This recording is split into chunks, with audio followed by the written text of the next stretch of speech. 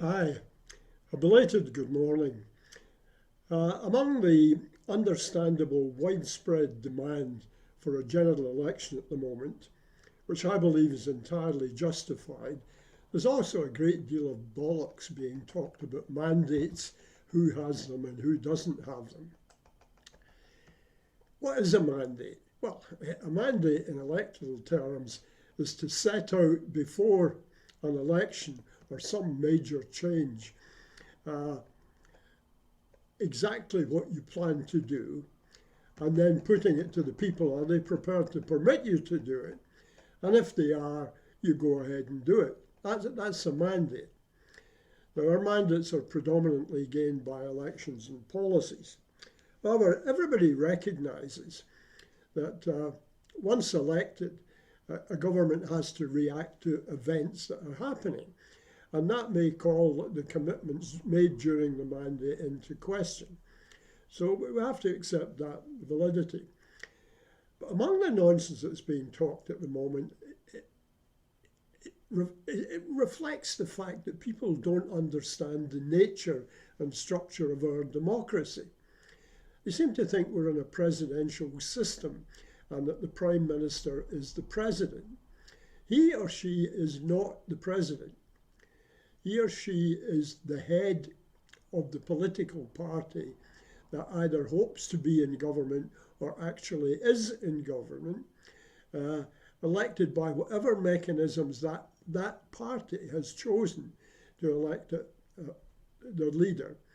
And if elected, that leader then de facto, subject to the permission of the king, becomes the Prime Minister of the country. Now, we may not like that. We may not like the rules that parties impose on these elections, such as the Tory party has done.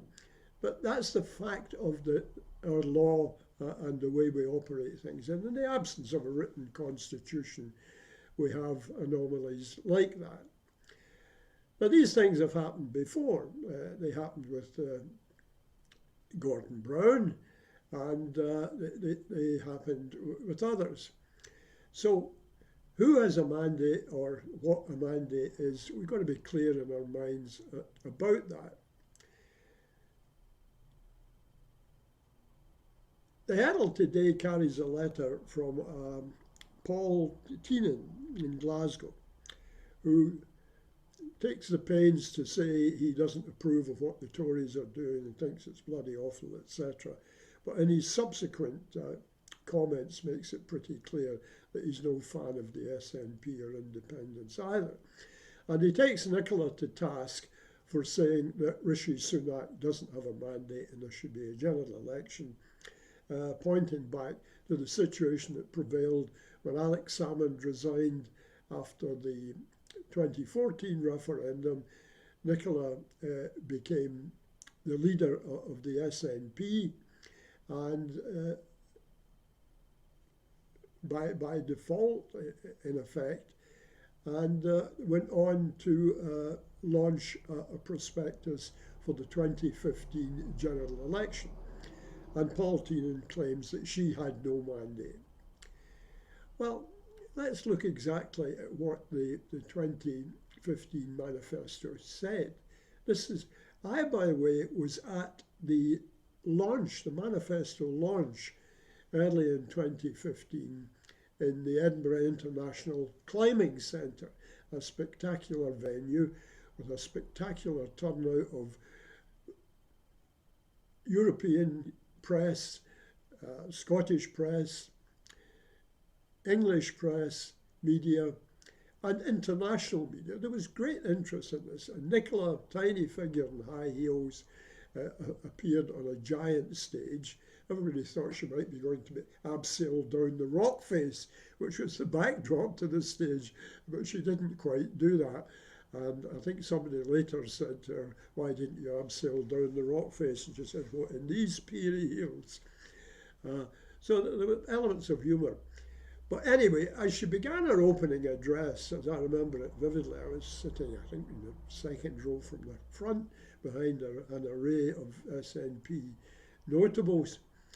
and she mentioned the word independence, and there was a great roar of approbation and affirmation from the audience.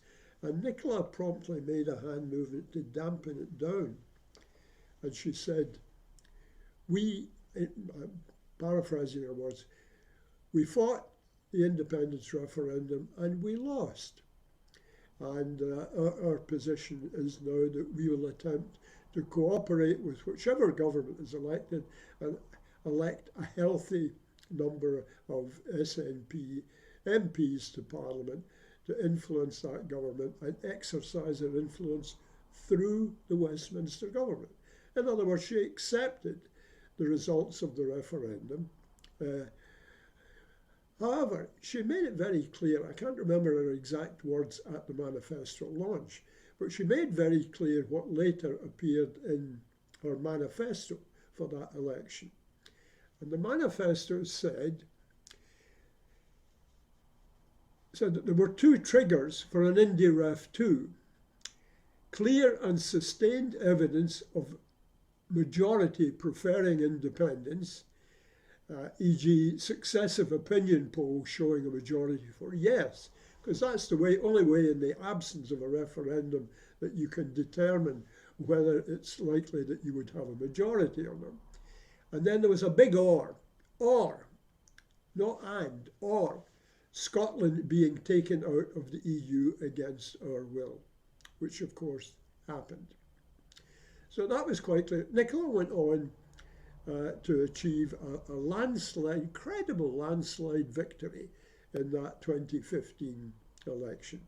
And we all remember it, and some of us feel that we didn't do enough with that massive verdict from the Scottish electorate. But in fairness to them, fairness to unionists, the Scottish electorate was reacting to the election vote in the context that we had lost the independence referendum, and this was the SNP competing as another democratic party of the Union, albeit operating only in Scotland, to work within the Westminster system, subject to the caveats of the referendum. Well, we all know what happened after that. Come the 2016 Holyrood referendum, things were very much clearer, and it was said in much more specific terms for the Holyrood election. We believe the Scottish Parliament should have the right to hold another referendum if there is clear and sustained evidence that independence has become the preferred option of a majority of the Scottish people.